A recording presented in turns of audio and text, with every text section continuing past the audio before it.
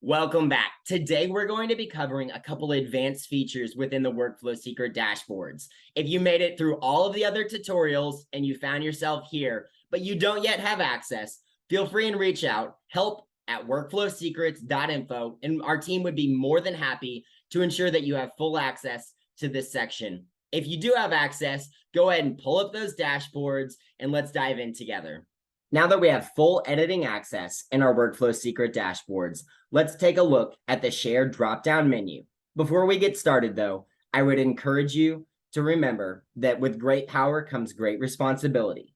So it's prudent that you understand how each of these features can affect your dashboard so that you don't air out your dashboard when critical data is needed the most.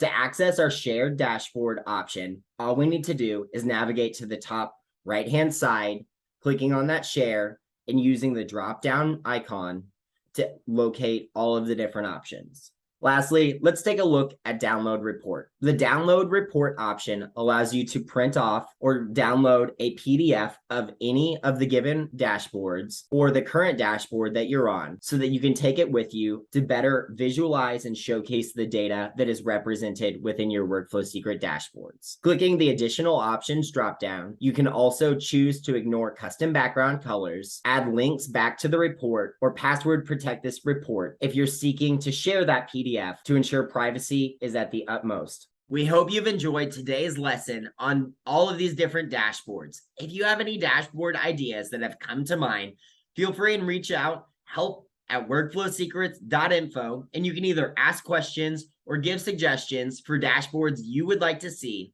Otherwise, we have some other lessons to cover. Go and scroll on down and get those started, and we'll see you there.